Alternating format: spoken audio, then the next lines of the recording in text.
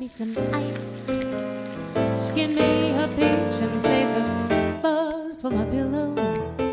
Poach me a prawns, talk to Spinach, you got to wine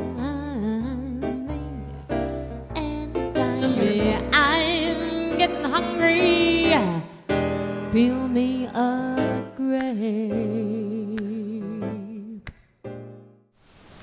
I'm Laura Bonicelli, and we are cooking with Italian style. It's not always fast, it's not always easy, and it's not always Italian. We use the freshest and finest ingredients that we can find and afford, and we not only savor the meals we make, but we savor making them. That's cooking with Italian style. This week we're making a spinach, caramelized onion, and prosciutto polenta bake. Not only a great breakfast, but appetizer or first course as well.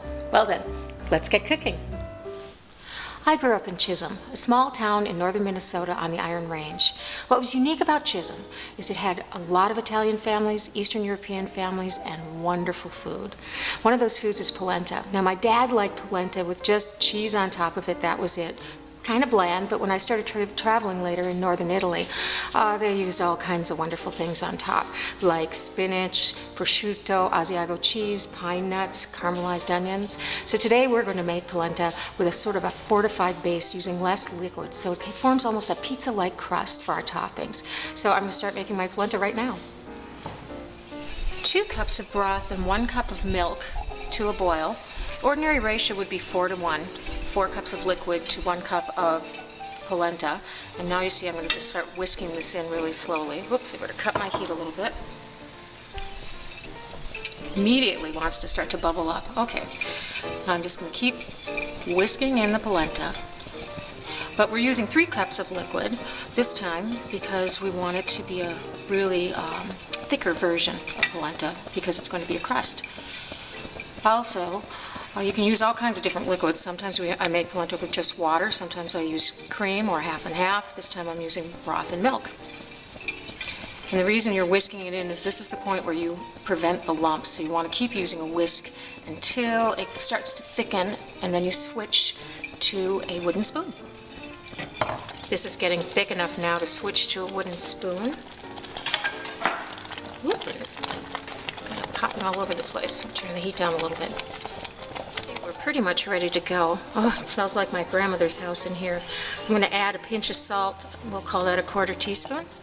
Stir that in, and then cut my heat and get this over to my baking pan. This took about 10 minutes to get to this point of stirring constantly. I'm just going to put it on a pan that I've already oiled with olive oil. You could do this on a pizza pan if you wanted to make it round. I usually make it square, especially if I'm serving it as an appetizer, which I am doing. However, it's on my menu this week as a breakfast, just because spinach and prosciutto and polenta in the morning just sounds like such a good idea. And then once I get all of that in there, what I'm going to do is just spread it around. So it's about 1/2 inch to 3/4 of an inch thick. Like that. Great. Now I'm going to pop this in the oven at 450 degrees for roughly 20 to 25 minutes until it turns golden brown, and we're going to start working on our toppings. I'm going to add in a couple of tablespoons of olive oil, 1/2 a medium chopped onion. We're going to saute these for about 10 minutes until they start to get nice and brown.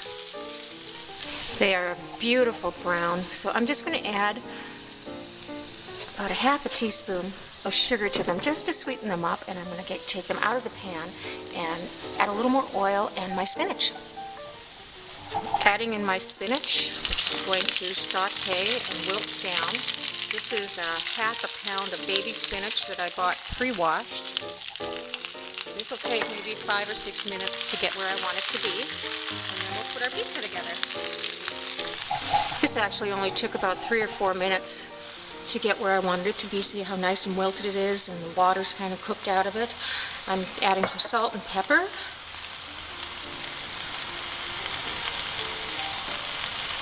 Stir that up, and we're ready to go.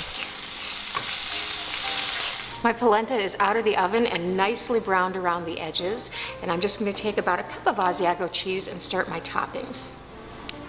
So I'm just spreading this around like so. So a nice base of cheese.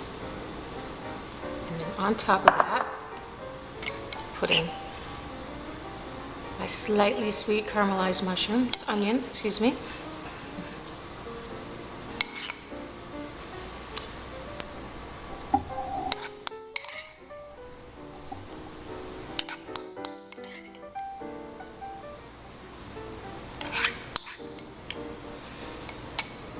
For the spinach, I'm going to do that with my hands, just because it's a little difficult to separate and get it off with a spoon. What's going to be wonderful about this is that the saltiness of the spinach and the prosciutto working against the slight sweetness of the onions, and of course that creamy polenta base, it's creamy on the inside and crisp on the outside, is absolutely wonderful. This, by the way, is spectacular on a buffet because it's just great room temperature. And now tearing up, as long as my hands are dirty anyway, tearing up my prosciutto.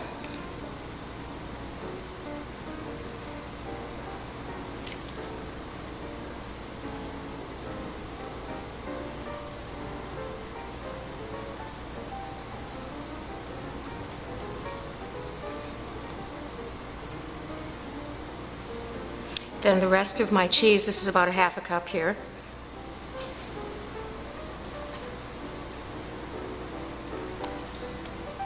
Beautiful. And finally, to top it off, I'm going to sprinkle on some nice pine nuts. Probably a couple tablespoons or so will do it. I love these. Now this just goes into the oven for about 2 or 3 minutes. All you want to do is melt the cheese. I cut this into 6 using a pizza cutter. And I'm just going to take 4 pieces and place them on my plate. And I can replenish this later. Love that. And then a little fresh basil as a garnish. Yum. I really hope you enjoy making my polenta bake and cooking with Italian style. Remember, you can use all kinds of toppings on this base, including fresh tomato, basil, and mozzarella, or caramelized mushrooms. Just use your imagination. Buon appetito!